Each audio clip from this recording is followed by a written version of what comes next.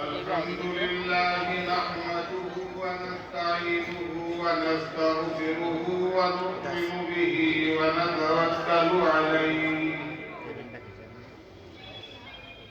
ونعوذ بالله من شرور أنفسنا ومن سيئات أعمالنا من يهده الله فلا مضل له ومن يضلله فلا هادي له ونشهد أن لا إله إلا الله وحده لا شريك له ونشهد أن سيدنا ومولانا وحبيبنا وشفيعنا وسندنا محمدا عبده ورسوله صلى الله تعالى عليه وعلى آله وأصحابه وأهل بيته وذرياته وسلم تسليما كثيرا كثيرا. أما بعد فأعوذ بالله من الشيطان الرجيم. بسم الله الرحمن الرحيم. إن الدين عند الله الإسلام. وقال الله تبارك وتعالى: ومن يبتغ غير الإسلام دينا فلن يقبل منه وهو في الآخرة من الخاسرين. وقال الله تبارك وتعالى: اليوم أكملت لكم دينكم وأتممت عليكم نعمتي ورضيت لكم الإسلام دينا. وقال رسول الله صلى الله عليه وسلم: ذاق طعم الإيمان من رضي بالله ربا وبالإسلام دينا وبمحمد صلى الله عليه وسلم رسولا ونبيا. وقال رسول الله صلى الله عليه وسلم: المسلم من سلم المسلمون من لسانه ويده، أو كما قال عليه الصلاة والسلام.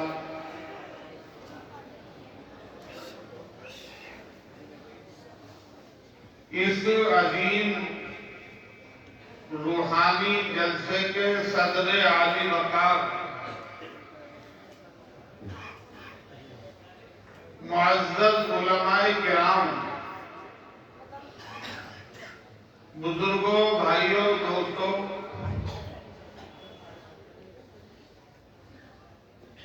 اللہ رب العزت کا بڑا کرم اور بڑا احسان ہے کہ اس نے اس عظیم محفل میں حاضری کی اور آپ کے سامنے کچھ گفتگو کرنے کی توفیق عطا فرمائی. حضرت مولانا بدر الاسلام صاحب دامت برکاتہم، جو اس مسجد کے خطیب اور امام ہیں اور اس پورے علاقے کے وہ رہنما ہیں، روحانی پیشوا ہیں. ہر آڑے وقت میں وہ ملت اسلامیہ کی بھرپور اور صحیح رہنمائی کرتے ہیں. وہ میرے معزز اور بڑے بھائی ہیں، میرے دوست ہیں. پڑھنے کے زمانے میں ہم 1 سال 2 سال ایک ہی کمرے میں رہے. انہوں نے مجھے حکم دیا، پچھلے سال بھی حکم دیا تھا، مگر میں کسی عذر کی وجہ سے نہیں آ سکتا. اس سال کافی پہلے سے حکم دے رکھا تھا کہ اس سال مجھے ضرور آنا ہے.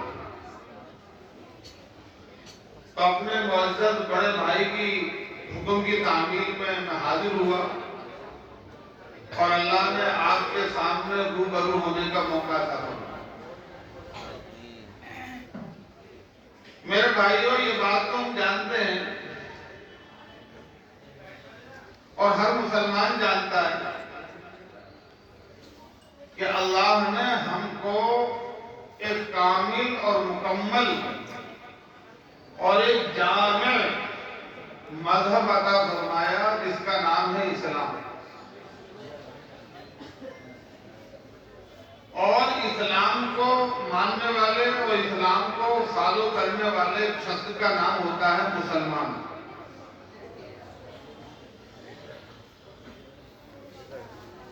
اسلام کے معنی آتے ہیں مان لینے کے، اطاعت کر لینے کے، فرما برداری کرنے کے۔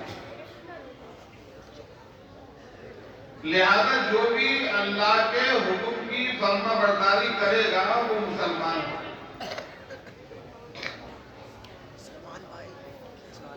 اور جتنے بھی انبیاء علیہ السلام دنیا میں آئے اللہ کا حکم لے کر،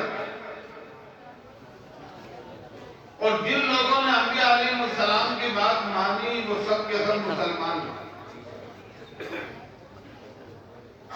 آخر میں سرکار دو عالم،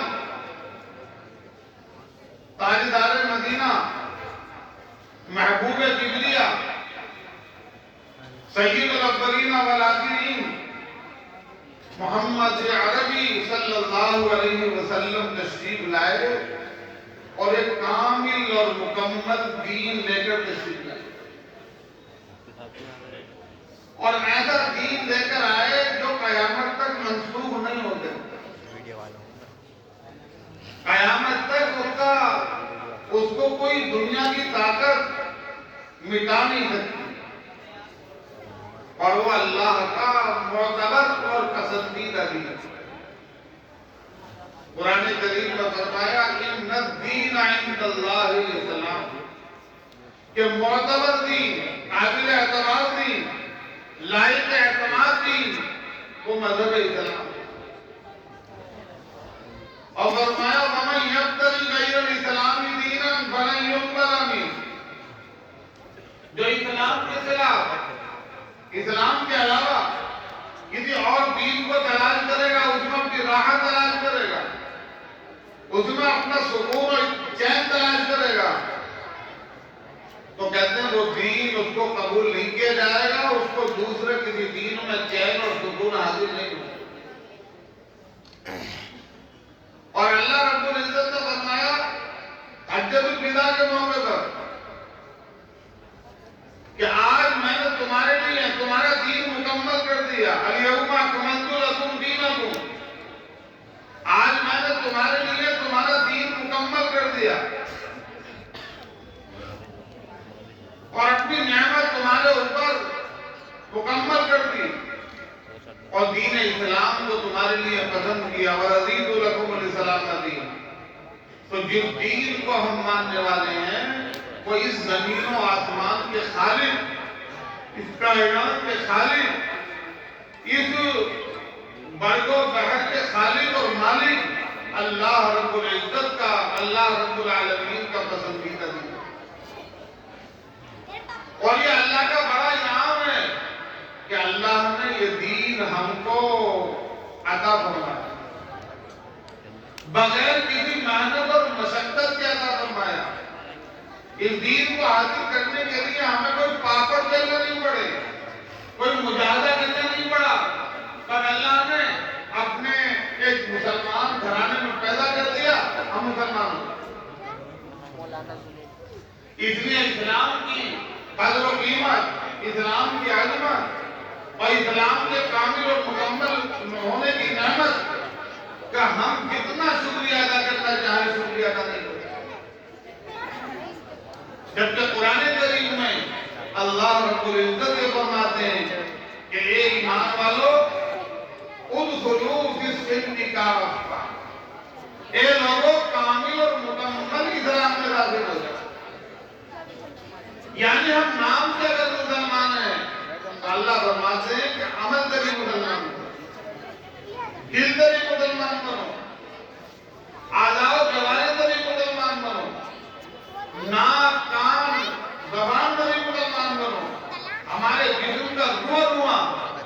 اسلام کی ایک جیتی جاگتی تصویر ہونی چاہیے.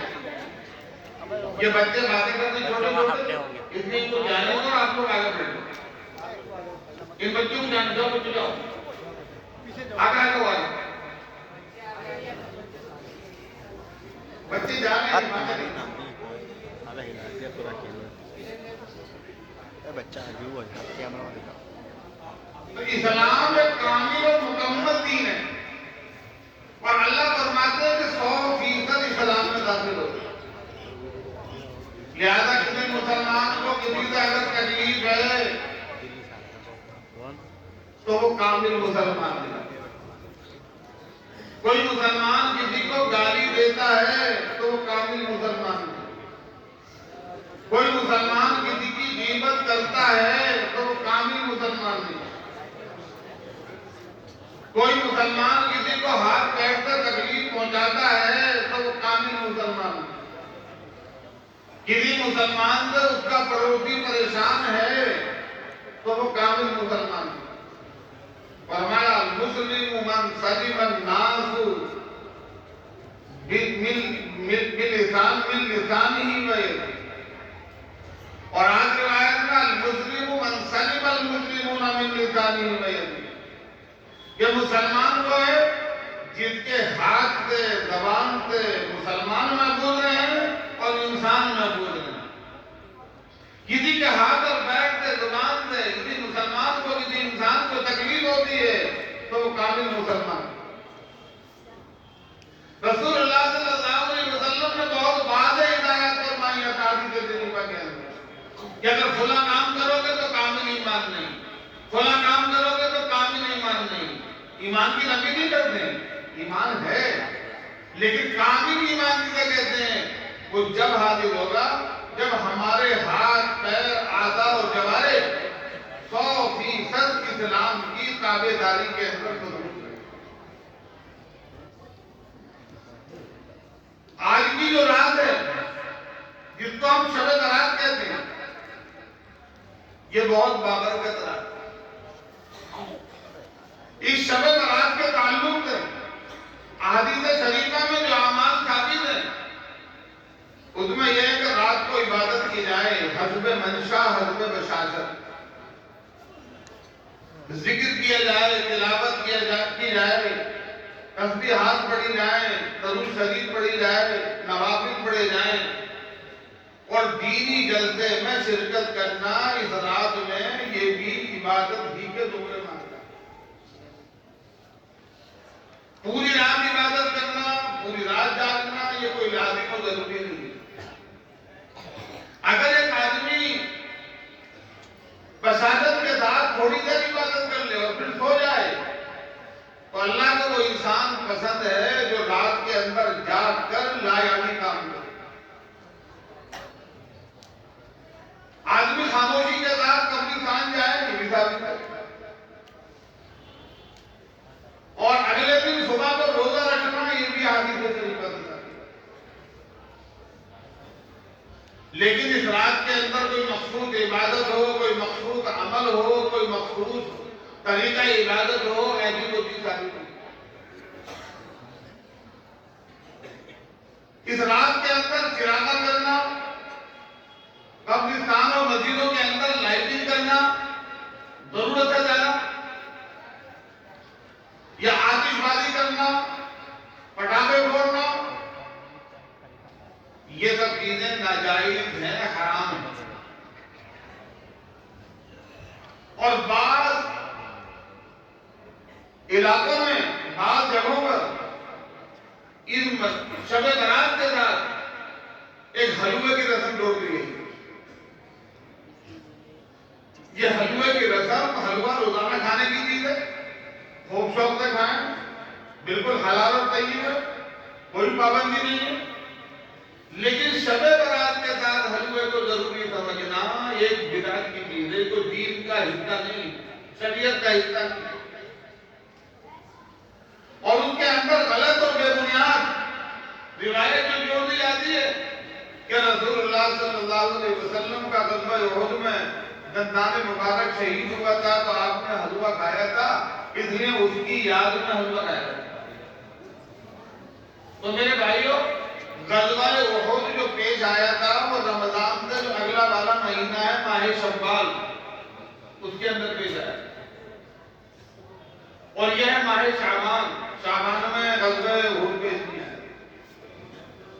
اب شوال کے مہینے کے ایک عمل کو جب تک اس کا بھی ثبوت نہیں ہے اس کو شعبان کے ساتھ جوڑ دینا یہ بھی ایسا ہی ہے جیسے کہ مارو ڈھونڈنا پھوٹے سر. ایک آدمی ڈھونڈنے میں مار رہا سر ڈھونڈ رہا. رسول اللہ صلی اللہ علیہ وسلم کا نام شہید ہوا شوال میں حلوہ کھانے شعبان میں 2 مہینے پہلے. تو حلوے کی رسم کو شعبان کے ساتھ جوڑنا یہ بھی تعلیم ہے. البتہ یہ رات برکت والی رات ہے. اس رات میں اللہ رب العزت اپنے بندوں کی مغفرت کے فیصلے فرماتے ہیں اور پوری رات اللہ تعالیٰ آسمان دنیا پر نزول فرماتے ہیں. اللہ کا قرب اپنے بندوں کو حاصل ہوتا ہے. اور حدیث میں آتا ہے کہ اللہ کا منادی اعلان کرتا ہے حل من مستغفر فاغفر لہ. کیا کوئی مغفرت کا طالب ہے طلبگار ہے کہ میں اس کی مغفرت کروں؟ حل من مسترزق فارزق لہ. کیا کوئی روزی کا طلبگار ہے کہ میں اس کو روزی دوں؟ حل من مبتلا فوعافی. کیا کوئی مبتلا مصیبت ہے مصیبت کا مارا ہوا ہے کوئی آدمی دکھی ہے کہ میں اس کو عافیت دے دوں؟ اللہ کا منادی اعلان کرتا رہتا ہے. تو جب اللہ کا منادی اعلان کر رہا ہوں پہ تو ہمارا فرض بنتا ہے کہ ہم اللہ سے مانگیں, اللہ سے ہم روزی بھی مانگیں, اللہ تعالیٰ سے ہم مغفرت بھی مانگیں, اللہ تعالیٰ سے ہم مصیبتوں اور پریشانیوں کے ازالے کو بھی مانگیں. اے اللہ ہم پریشان ہیں, ہم داخلی طور پر بھی پریشان ہیں, ہم ضروری طور پر بھی پریشان ہیں, خارجی طور پر بھی پریشان ہیں, چاروں طرف ہمارے دین اور ایمان پر حملے ہوتے ہیں. اے اللہ ہم عافیت عطا کریں. اللہ کی بارگاہ میں ماننے والا کبھی ذلیل نہیں ہوتا. اللہ کے بارگاہ میں ہاتھ پھیلانے والا کبھی محروم نہیں ہوتا. دنیا والوں کے سامنے ہاتھ پھیلاؤ گے وہ رد کر دیں, دھتکار دیں, بے عزت کر دیں, گالی دے کر بھگا دیں, سب کچھ ہو سکتا ہے. لیکن اللہ کے در میں ہاتھ پھیلانے والا کبھی ذلیل نہیں ہوگا. اور اخلاص دل سے اللہ سے مانگا جائے گا تو اللہ اس کی دعاؤں کو قبول کرے. ہر مسلمان کا عقیدہ ہے, ہر مسلمان جانتا ہے کہ ہماری اس دنیا میں زندگی دائمی نہیں ہے. ایک دن موت آنی, اللہ کی بارگاہ میں حاضر ہونا ہے اور وہاں پر ہمارے اچھے اور برے کا حساب ہونا ہے. اچھے کاموں کا اچھا بدلہ ملے گا اور برے کاموں کی سزا ملے گی. تو ہماری سب سے بنیادی ضرورت یہ ہے کہ ہم اللہ سے مغفرت مانگیں کہ اللہ ہم معاف کر دیجیے. اور اپنے لیے نہیں, اپنے خاندان کے لیے, کنبے کے لیے, ماں باپ کے لیے, رشتہ داروں کے لیے, اپنے محلے اور بستی کے لیے اور بلکہ سارے عالم اسلام کے لیے اللہ سے مغفرت مانگے. اللہ ہم معاف کر دیجیے. چونکہ دنیا کا کوئی انسان یہ ہاتھ اٹھا کر نہیں کہہ سکتا دعوے کے ساتھ کہ مجھ سے کوئی گناہ نہیں ہوتا ہے. یہ گناہ نہ ہونا یہ انبیاء علیہ السلام کی صفت ہے کہ انبیاء علیہ السلام کو اللہ نے معصوم بنایا. ورنہ ہر انسان سے گناہ ہوتا ہے اور گناہوں کو دنیا کا کوئی انسان معاف نہیں کر سکتا. گناہوں کی معافی اللہ کے دربار میں. اللہ اپنے بندوں پر مہربان ہے اس لیے تو معاف کرتے ہیں. اللہ تعالیٰ مہربان نہ ہوتے تو معاف کیوں کرتے؟ حدیث پاک میں آتا ہے کہ اللہ کی صفت ہے غفور الرحیم, اللہ کی صفت ہے غفور الودود, کہ اللہ معاف کرتے ہیں اور اللہ اپنے بندوں سے محبت کرتے ہیں. اللہ تعالیٰ معاف کرتے ہیں اور اللہ تعالیٰ اپنے بندوں پر رحم کرتے ہیں. اللہ کی صفت ہے رحم الراحمین, اللہ کی صفت ہے الرحمن الرحیم. اللہ بہت زیادہ مہربانی کرنے والے, بہت زیادہ رحم کرنے والے. اب اللہ مہربان ہیں اس لیے اپنے بندوں کے گناہوں کو معاف کرتا ہے. قرآن کریم فرماتا ہے وَهُوَ الْغَفُورُ الْوَدُودُ, کہ اللہ بہت مغفرت کرنے والے اور بہت محبت کرنے والے ہیں. اللہ کو اپنے بندوں کو محبت ہے اس لیے اللہ اپنے بندوں کو معاف کرتا ہے. اگر محبت نہ ہوتی تو معافی نہیں کرتا. اس لیے اللہ نے اپنے بندوں کے گناہوں کی مغفرت کے لیے مختلف خاص اوقات عطا کرنا ہے. یہ شب برات جو اللہ نے ایمان والوں کو عطا فرمائی، یہ بھی اتنی عطا فرمائی ہے تاکہ اللہ سے اس کے بندے معافی مانگیں۔ اللہ کو معاف کرنا نہیں ہوتا، شب برات ہم کو کر دیتے۔ اللہ نے ماہ مبارک عطا فرمایا اور ماہ مبارک کے اندر اعمال کا ریٹ بڑھا دیا۔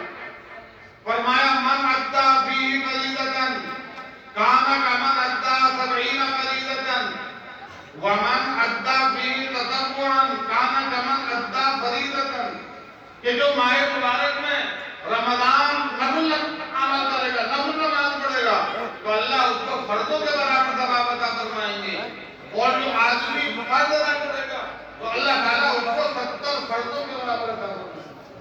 تو اللہ تعالیٰ ایک فرض کا ثواب 70 کے برابر کیوں دیتے ہیں؟ اس لیے کہ اللہ کو اپنے بندوں سے محبت ہے۔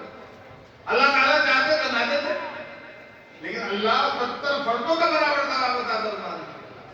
اور حدیث میں آتا ہے کہ رمضان کے مہینے میں افطار کے وقت جو ہمارا بہت معمولی وقت ہوتا ہے 5-7 منٹ کا بالکل قبیل افطار، اس وقت اللہ تعالیٰ قبیلہ بنو بکر کی بکریوں کے جسم پر جتنے بال ہیں ان بالوں کے برابر انسانوں کی مغفرت کرتا ہے۔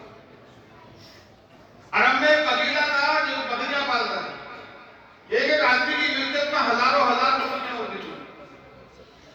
اب ایک بکری کے جسم کے بال ہم سب مل کر شمار نہیں کرتے، آج تک کوئی انسان نہیں بتا سکتا، جو بکریوں کو پالتے ہیں وہ نہیں بتا سکتے کہ ایک بکری کے سر جسم پر کتنے بال ہوتے ہیں۔ اور بکریوں کے بال تو دور کی بات ہے، ہر انسان اپنے سر کے بالوں کو نہیں بتا سکتا میرے سر پہ کتنے بال ہیں۔ اب ایک بکری کے بال ہم شمار نہیں کر سکتے تو ہزاروں بکریوں کے بال کیسے شمار کر سکتے؟ تو اللہ تعالیٰ قبیلہ بنو بکر کی بکریوں کے بالوں کے برابر انسانوں کی مغفرت صرف افطار کے وقت کرتے ہیں۔ اور قبیلہ بنو بکر کی تعداد پتہ نہیں، ان کی بکریوں کے جسم پر بال جو ان کی تعداد پتہ نہیں، تو اس کا مطلب یہ ہوا کہ ان گنت لوگوں کے بے شمار لوگوں کی اللہ مغفرت کرنا۔ اور آخری افطار کے اندر اللہ تعالیٰ اتنے لوگوں کی مغفرت فرماتے ہیں جتنی کے پورے مہینے افطار کے وقت ہوتی ہے۔ تو اللہ نے خصوصی اوقات مغفرت کے اپنے بندوں کو کیوں عطا فرمائے؟ اس لیے کہ اللہ کو اپنے بندوں سے محبت ہے۔ جب اللہ کو اپنے بندوں سے محبت ہے تو بندوں کو بھی اللہ سے محبت ہونی چاہیے، اور بندوں کو بھی اللہ کے رسول سے محبت ہونی چاہیے۔ اگر ہم اللہ سے محبت کا، اللہ کے رسول سے محبت کا اعلان کریں اور ہمارا عمل اللہ اور اللہ کے رسول کی مرضی کے خلاف ہو تو بتائیے محبت سچی ہوگی جھوٹی ہوگی؟ ایک آدمی اپنے باپ کی محبت کا اعلان کرتا ہے، مجھے اپنے ابا سے بہت محبت، سب کے سامنے کہتا مجھے اپنے ابا سے بہت محبت۔ اب ایک دن ابا نے امتحان لیا کہ بہت محبت کے رٹ لگائے ہوئے ہیں، اس کا امتحان لینا کیا؟ چنانچہ مہمان گھر میں آئے ہوئے تھے، اس بیٹے کو بلایا اور کہا بیٹے سے کہ مہمان آئے ہوئے ہیں کہ ناشتے کا انتظام کرو، گھر میں چائے بناؤ، ناشتے کا سامان لاؤ۔ تو بیٹا کہتا ہے کہ ابا جی محبت تو میں بہت ہے، مگر اس کام نہیں کر پایا۔ تو بتائیے وہ بیٹا اپنے ماں باپ کی محبت میں سچا کہلائے گا جھوٹا کہلائے گا؟ جھوٹا کہلائے گا۔ تو ہم اللہ اور اللہ کے رسول سے محبت کریں اور ہمارا عمل اللہ اور اللہ کے رسول کی محبت کے خلاف ہو، ان کے طریقے بتائے ہوئے طریقے کے خلاف ہو، تو ہم یقیناً محبت میں جھوٹ لیں۔ ایک صحابی رسول اللہ صلی اللہ علیہ وسلم کی خدمت میں حاضر ہوئے اور انہوں نے سوال کیا، متی الساعہ یا رسول اللہ، اے اللہ کے رسول قیامت کب آئے گی؟ اب قیامت کب آئے گی اس کو دنیا کا کوئی انسان، کوئی نبی، کوئی پیغمبر نہیں بتا سکتا۔ قیامت کا علم اللہ کو، ان اللہ عنده علم الساعہ، اللہ ہی کے پاس ہے قیامت کا۔ تو پیغمبر علیہ السلام نے اس کے سوال کو تھوڑا سا گھمایا اور یہ پوچھا کہ ماں عادت تم قیامت کے بارے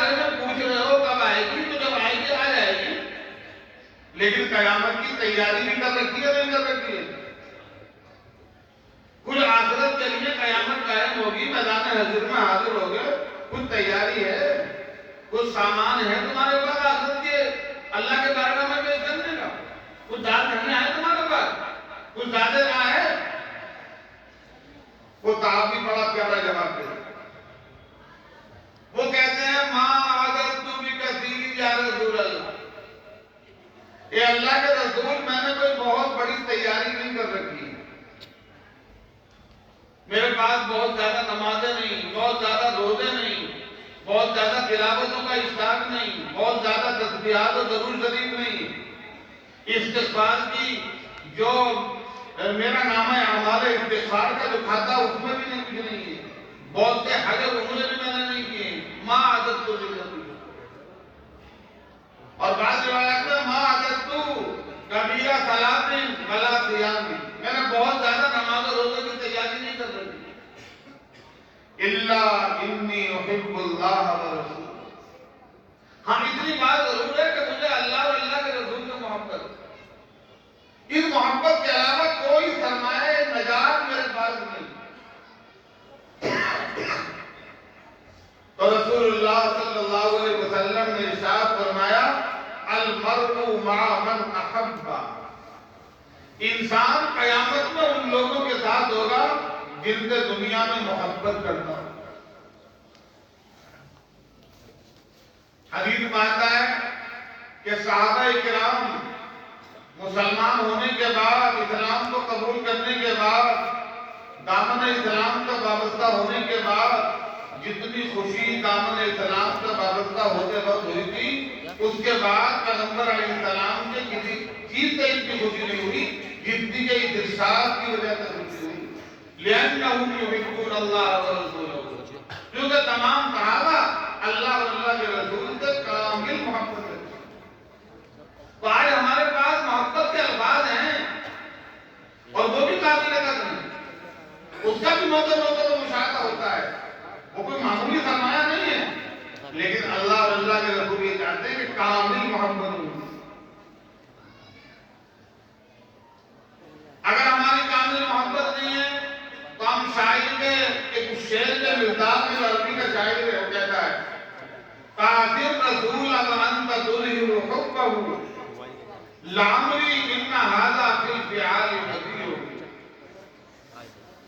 کہ تم رسول کی نافرمانی کرتے ہو اور محبت کے گیت گاتے ہو، محبت کے نعرے لگاتے ہو، محبت کا جلوس نکالتے ہو، کہتے میری زندگی کی قدم یہ انتہائی انوکھی اور عجیب تھی۔ پھر فرمایا لو کان حبک صادقا لاطعتہ ان المحب لمن يحب یطیع، اگر تم محبت میں سچے ہوتے تو پیغمبر علیہ السلام کی اطاعت کرتے، کیونکہ محبت کرنے والا اپنے محبوب کی اطاعت کیا کرے۔ محبت کی سب سے کامل علامت یہ ہے کہ انسان سنت کا اتباع کرے، رسول اللہ صلی اللہ علیہ وسلم کی سنتوں کو اپنی زندگی کے اندر راغب کرے۔ ایک حدیث میں آتا ہے رسول اللہ صلی اللہ علیہ وسلم ایک مجمع صحابہ کے مجمع میں موجود تھے اور آپ کی طرف ہمدن گوش ہو کر آپ کی طرف متوجہ تھے، آپ کوئی بات فرماتے ہیں تمام صحابہ غور کو سنتے ہیں، اس کو سینے کی تختی پر، دل کی تختی پر محفوظ کرتے ہیں، آپ کوئی حکم کرتے ہیں تمام صحابہ بجا لاتے ہیں۔ اسی دوران پیغمبر علیہ السلام نے فرمایا کہ بھائی مجھے وضو کراؤ، وضو کا پانی لاؤ میرے لیے۔ ایک صحابی اٹھے، ایک برتن میں وضو کا پانی لائے، آپ کو وضو کرانے لگے۔ اب باقی صحابہ بھائی ہم کیا کریں، برتن ایک ہے، وضو ایک آدمی کرا سکتا ہے، سب تو نہیں کرا سکتا۔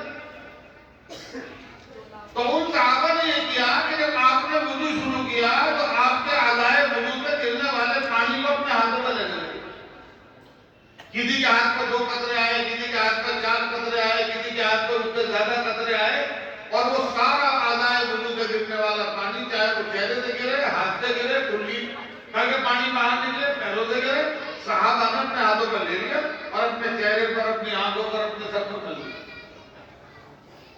آپ آپ کے جسم میں اثر سے گرنے والے پانی کو صحابہ نے زمین پر نہیں گرنے دی. پیغمبر علیہ السلام خاموشی سے دیکھتے رہے. جب وضو سے فارغ ہوئے تو آپ صلی اللہ علیہ وسلم نے فرمایا ما یحملکم علی ھذا، تم نے یہ عمل کیوں کیا؟ اس عمل پر تم کو کس چیز نے آمادہ کیا؟ تم نے میرے اعضائے وضو سے گرنے والے پانی کو اپنے ہاتھوں پر لے کر اپنے چہرے پر کیوں ملا؟ آخر کیا ضرورت پہ جائے؟ تو تمام صحابہ نے جواب دیا حب اللہ و رسول، اللہ اور اللہ کے رسول کی محبت نے ہم کو اس عمل پر آمادہ کیا. ہمیں اللہ کے رسول سے محبت ہے تو اللہ کے رسول کی حدیث سے بھی محبت ہے. آپ کے جسم سے گرنے والے پانی میں بھی محبت ہے. آپ کی ایک ایک لمحہ حرکت سے ہمیں محبت ہے. تو ہم نے گوارا نہیں کیا کہ آپ کے وضو کا گرنے پانی جو ہے وہ زمین پر گرے، ہم نے تو ہاتھوں کر لیا گرے سمجھ لیا. تو رسول اللہ صلی اللہ علیہ وسلم نے ارشاد فرمایا کہ یہ محبت کا لفظی اظہار ہے، یہ محبت کی حقیقی پہچان نہیں ہے. محبت کے لیے کچھ کسوٹیاں ہیں، کچھ معیار ہیں، کچھ پیمانے ہیں. ان کسوٹیوں پر جو آدمی کھرا اترے گا وہ محبت میں سچا ہوگا، جو ان کسوٹیوں پر کھرا نہیں اترے گا وہ محبت میں جھوٹا ہوگا. اب صحابہ کرام کو دیکھتا ہے تو آپ بتائیے کیا کسوٹیاں؟ ہم تو گھبرا جائیں گے، پتہ نہیں کسوٹی پہ کھڑے اترے گا نہ اترے. صحابہ کرام سے فرمایا رسول اللہ صلی اللہ علیہ وسلم اور تو سنیے من سرہ ان یحبہ اللہ ورسولہ او یحب اللہ ورسولہ فلیصدق فی حدیثہ اذا حدث ولیؤدی امانتہ اذا اؤتمن وَلْيُحْسِنْ جَوَارَ مَنْ جَاوَرَهُ.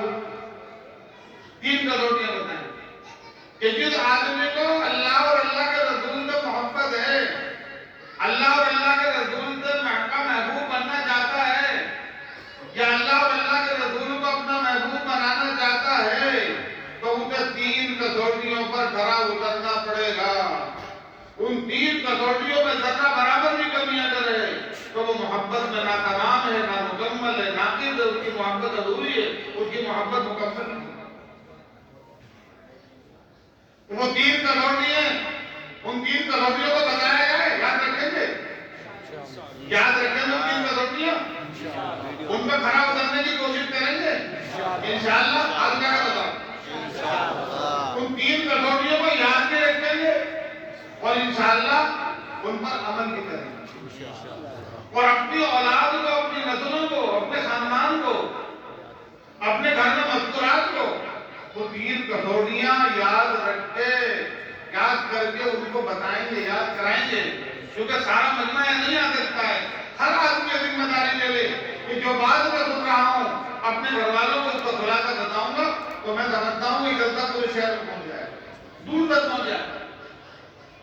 پیغمبر علیہ السلام نے فرمایا پہلی کسوٹی فَلْيَصْدُقْ فِي حَدِيثِهِ إِذَا حَدَّثَ، جب بات کرے تو سچ بولے.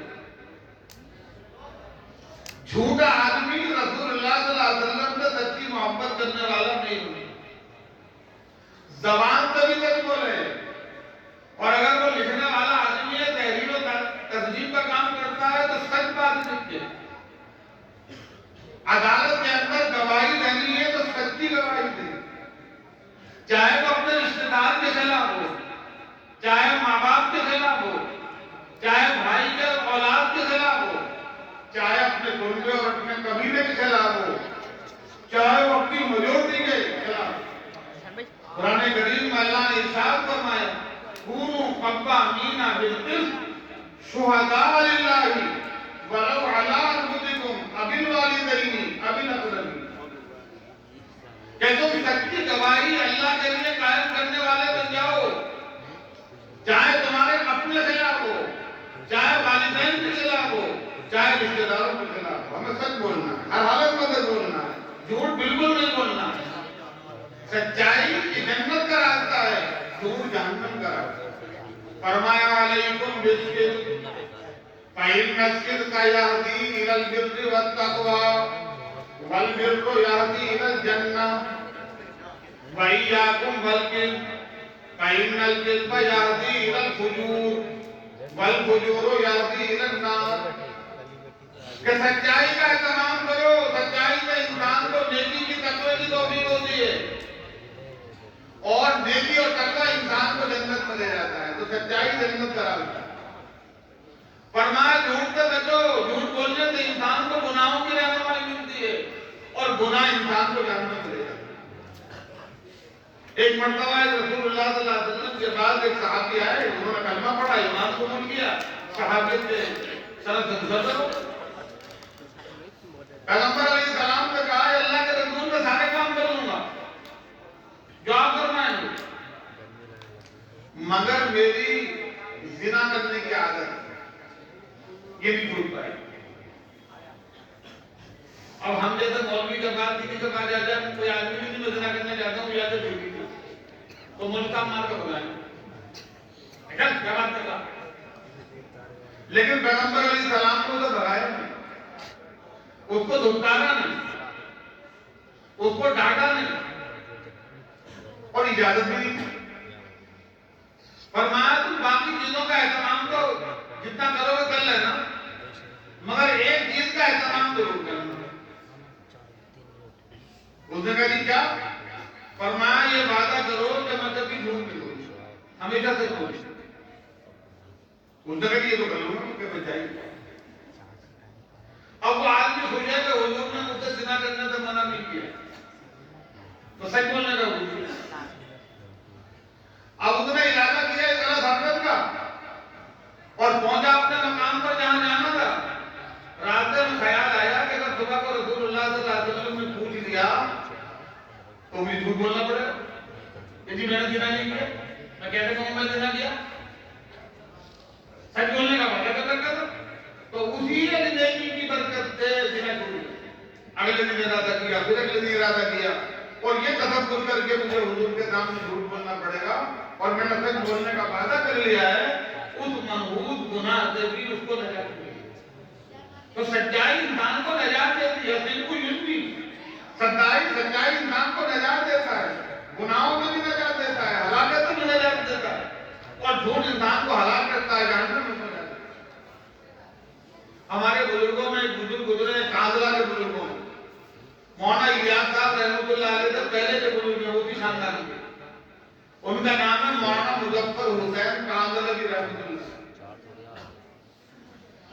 ان کا واقعہ ہے کہ کاندلہ ایک اچھی بستی تھی جس میں مسلمان اچھی تعداد میں رہتے تھے. بعد میں تقسیم کے بعد تو مسلمان کم رہے. تو وہاں کا ایک واقعہ ہے کہ ایک مسلمان نے غیر کی زمین پر قبضہ کیا غیر مسلم کی اور اس میں مسجد بنانے کا ارادہ کیا. غیر مسلم نے اس پر عدالت میں مقدمہ کیا.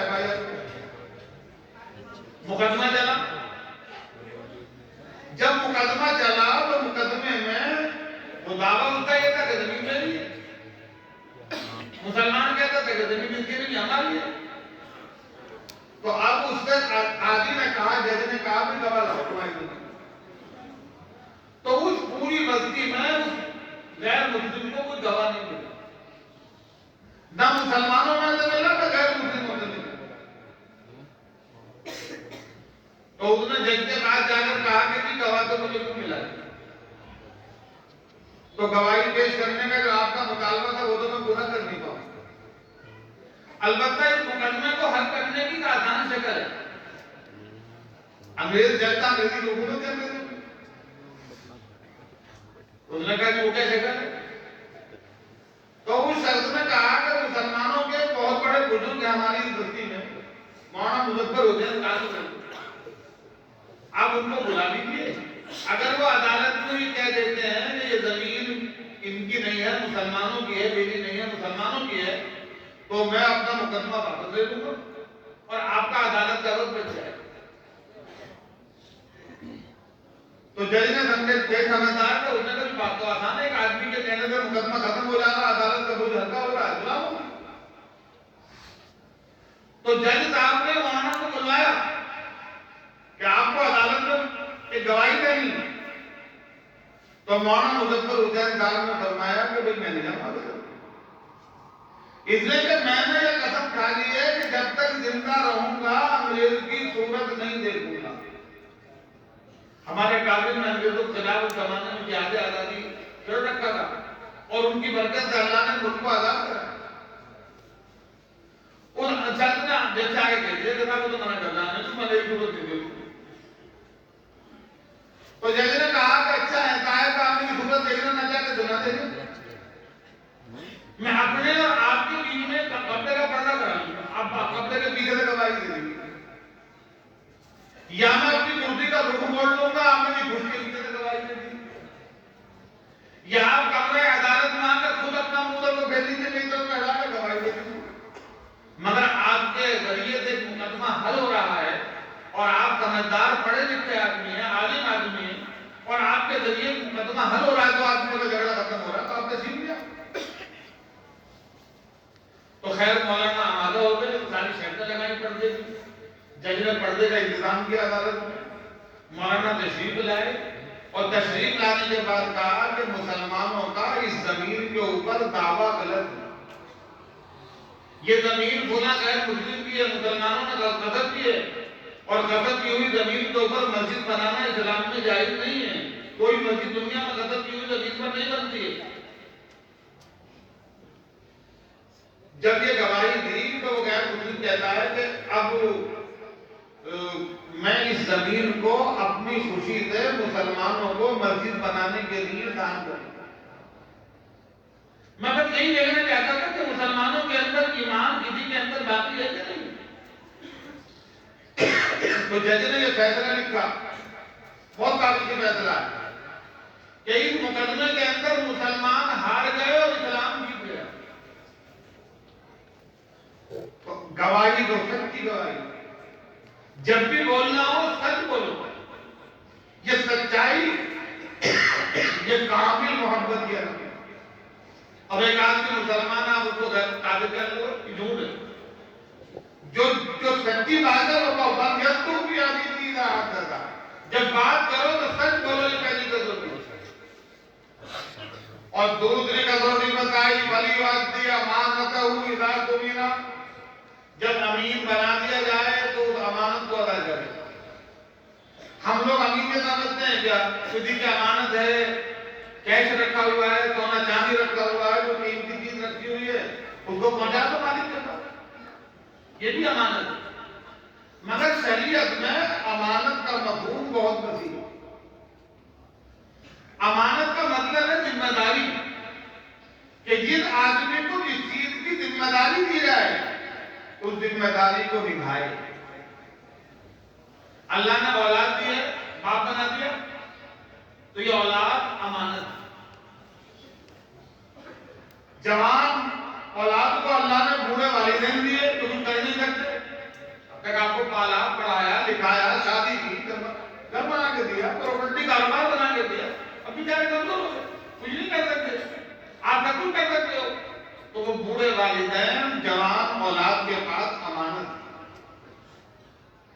اللہ نے بیوی دیے، شوہر بنا دیا تو وہ بیوی امانت ہے۔ بیوی کو اللہ نے شوہر دیا تو یہ شوہر امانت ہے۔ پڑوسی ہمارا امانت ہے۔ غلط جو بھی ذمہ داری انسان کو ملے وہ ذمہ داری امانت ہے۔ اس امانت کے حقوق کو ادا کرنا یہ ہے کامل محبت کی علامت۔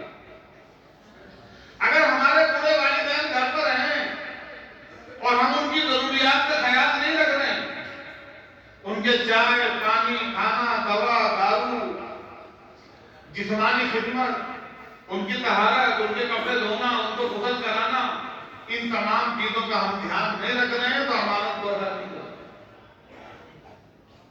بوڑھے والدین کی خدمت اولاد کے اوپر لازم و ضروری فرض ہے۔ بغیر ماں باپ کی رضامندی کے اللہ کی رضامندی حاصل نہیں ہو سکتی۔ کیوں فرمایا رضا رب بھی رضا الوالی وسخط الرب بھی سخط الوالی۔ کسی آدمی کو اللہ کو خوش کرنا ہے تو ماں باپ کو راضی رکھنا پڑے۔ اگر آپ پوری شب قدر اور پوری شب برات اور زندگی کی ساری شب قدر اور زندگی کی ساری شب برات عبادت میں گزار دیں. نوافل، تہجد، اوابین، اشراق اور 4 سب نمازیں پڑھیں. 5 فرض نمازیں پڑھیں. روزے رکھتے رمضان کے علاوہ سارے نفل روزے رکھتے. ہر مہینے عمرہ کا عمرہ کریں. ہر سال حج کریں. لیکن اگر ماں باپ ناراض ہیں تو اللہ کی رضامندی حاصل نہیں. کیا بات کی بہت بڑی سبحان اللہ. اللہ کو راضی رکھنے کے لیے ماں باپ کو خوش رکھنا ضروری ہے.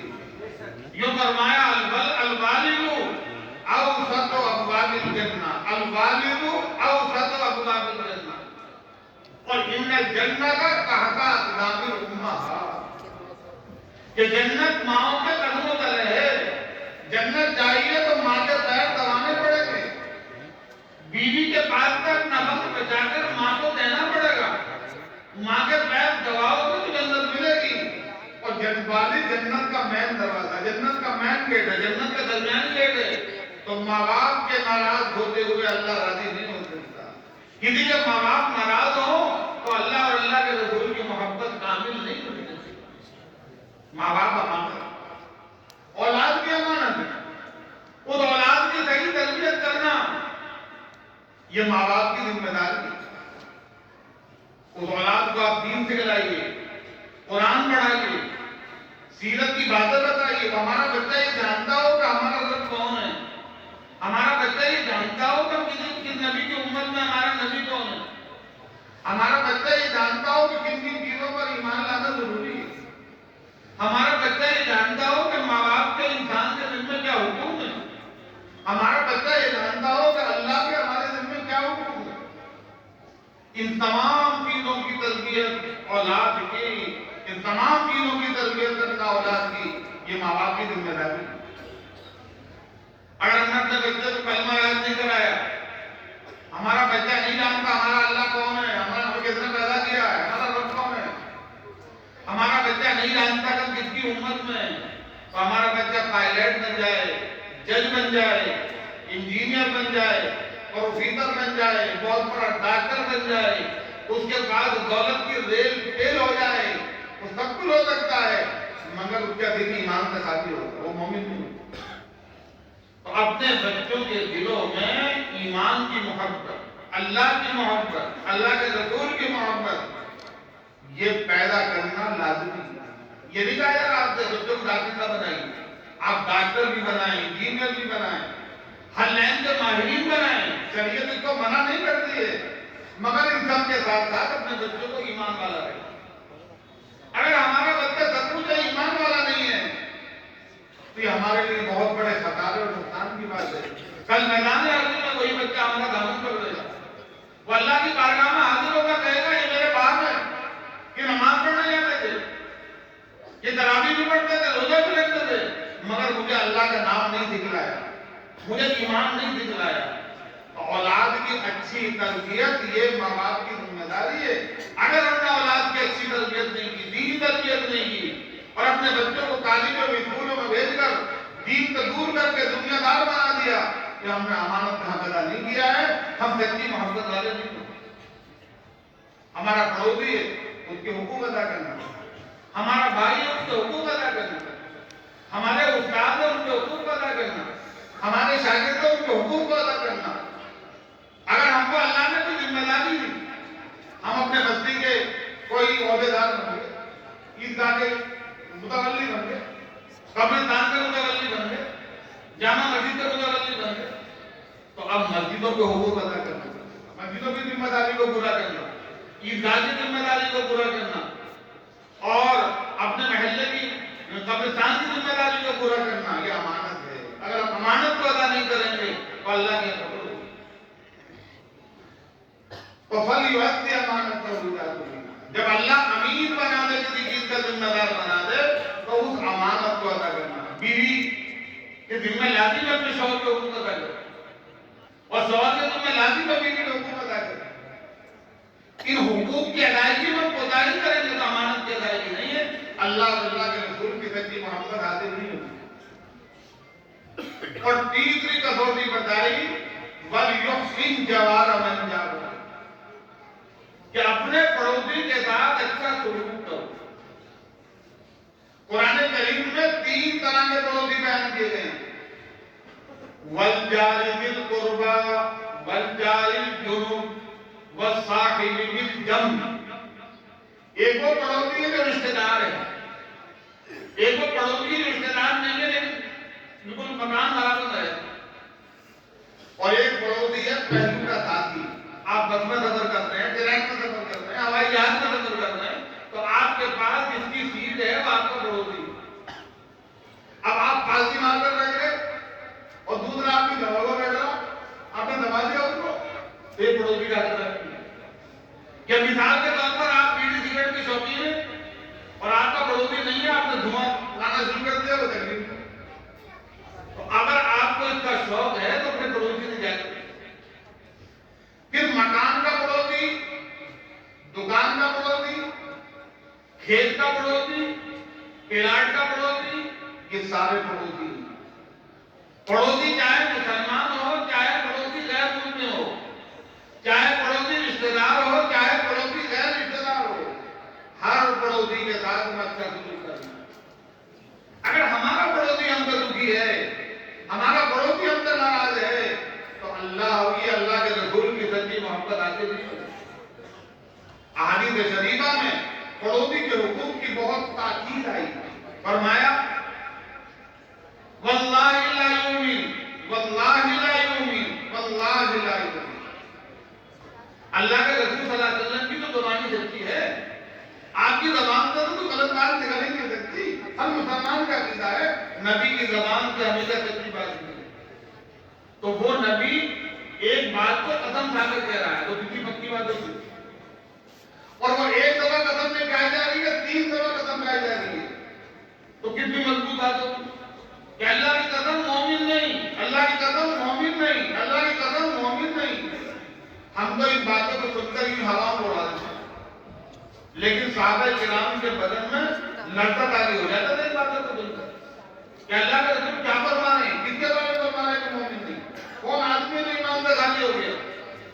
صحابہ کرام گھبراہٹ میں بولتے من یا رسول اللہ, کہ اللہ کے رسول آپ کس کے بارے میں کہہ رہے ہیں کہ مومن نہیں.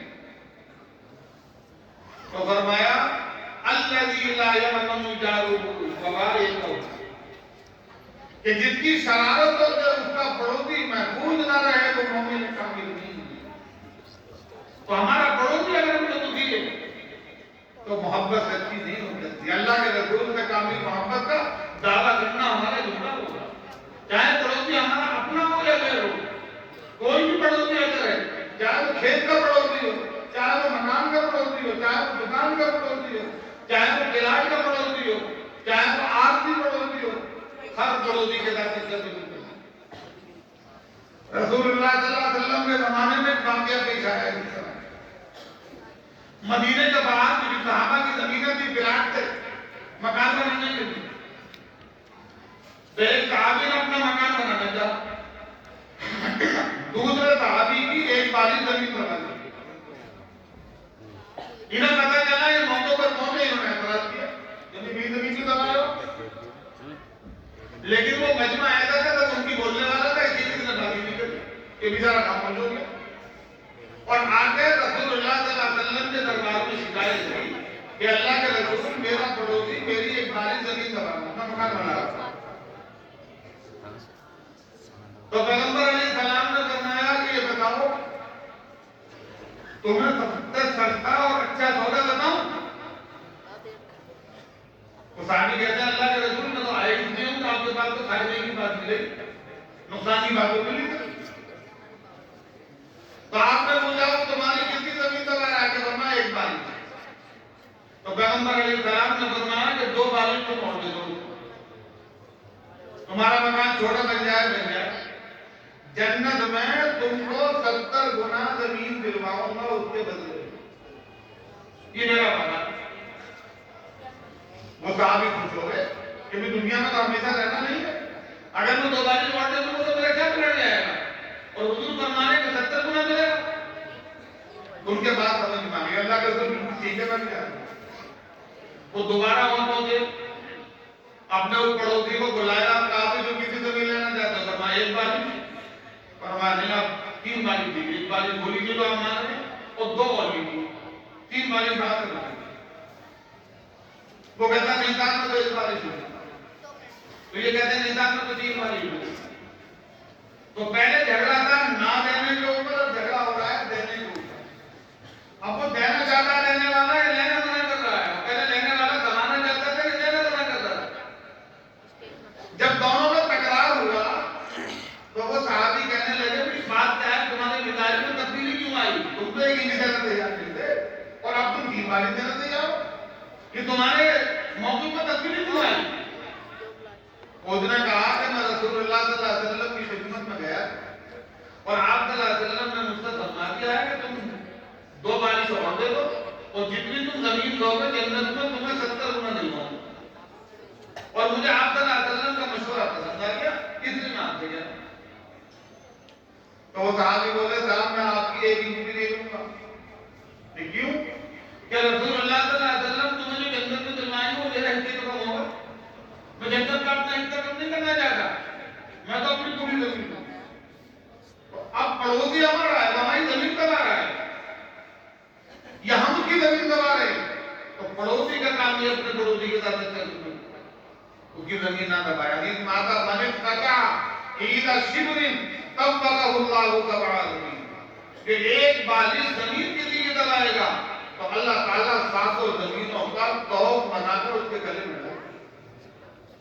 تو پڑوسی ہمارا کوئی بھی ہو، مکان کا پڑوسی ہو، دکان کا پڑوسی ہو، پلانٹ کا پڑوسی ہو، کھیت کا پڑوسی ہو، ہر پڑوسی کے ساتھ اچھا سلوک کرنا ہے، یہ اللہ اور اللہ کے رسول کے ساتھ سچی محبت کی علامت ہے۔ ایک حدیث میں آتا ہے رسول اللہ صلی اللہ علیہ وسلم فرماتے ہیں ما زال جبرائیل یوصینی بالجار حتی ظننت انہ سیبلغہ، کہ برابر رسول اللہ صلی اللہ علیہ وسلم مجھے پڑوسی کے حقوق کی تعلیم کرتے رہے اور میں یہ سمجھنے لگا کہ شاید ایک پڑوسی کے مرنے کے بعد دوسرے کو اس کا وارث بنا دیا۔ وارث اولاد ہوتی ہے، پڑوسی نہیں ہوتا ہے، لیکن اتنی تاکید پیغمبر علیہ السلام فرماتے ہیں کہ میں یہ سمجھنے لگا کہ ایک پڑوسی کے مرنے کے بعد دوسرے کو اس کا وارث بنا دیا جائے۔ تو یہ 3 کسوٹیاں ہیں سچی محبت کی۔ کسی آدمی کو اللہ اور اللہ کے رسول سے محبت کرنی ہے، اللہ اور اللہ کے رسول کو اپنا محبوب بنانا چاہتا ہے یا ان کا محبوب بننا چاہتا ہے تو 3 کسوٹیوں سے کھرا اترنا پڑے گا۔ جب بات کرے تو سچ بولے، اس کو ذمہ داری دی جائے، امین بنایا جائے تو امانت کو ادا کرے اور پڑوسی کے ساتھ اچھا سلوک۔ تو یہ رات جو ہے یہ مغفرت والی رات ہے، مگر چند لوگ ایسے ہیں بدنصیب جو اس دریائے مغفرت والی رات میں بھی ان کی مغفرت نہیں ہوتی۔ ایک وہ آدمی جس کے والدین ناراض ہیں، اس لیے آپ جوان لوگ ہیں، آپ یہاں سن لیں، اگر کسی کے ماں باپ سے کسی کی کوئی ناراضگی ہو گئی ہے تو یہاں سے جا کر فوراً ان سے معافی مانگیں، جب تک ان سے معافی نہیں مانگیں گے مغفرت نہیں ہوگی۔ اور ماں باپ کو معاف کرنا معافی مانگنا بہت آسان ہے، پیر پکڑ لے تو خود ہی کہتے ہیں کہ بیٹا معاف کر دے، کوئی بات نہیں۔ اسی طرح مشرک جو آدمی شرک کرتا ہے اس کی مغفرت نہیں ہوگی، جو آدمی دلوں میں کینہ کپٹ رکھتا ہے اس کی مغفرت نہیں ہوگی۔ اسی طرح سے جھوٹ بولنے والے آدمی کی مغفرت اس رات میں نہیں ہوگی۔ تو اللہ تعالیٰ سے اس رات میں ہمیں معافی مانگنی ہے، مغفرت مانگنی ہے اور عبادت کرنی ہے جتنا موقع ملے، اور صبح کو انشاءاللہ روزہ رکھیں۔ آپ سحری کھائیں، سحری کھا کر ایک دن روزہ رکھیں، اور جو قوموا اللیل وصوموا النہار، دونوں باتوں پر ہمارا عمل ہو جائے گا۔ اللہ تعالیٰ ان تمام باتوں پر عمل کرنے کی ہمیں توفیق عطا فرمائے۔ وآخر دعوانا الحمدللہ۔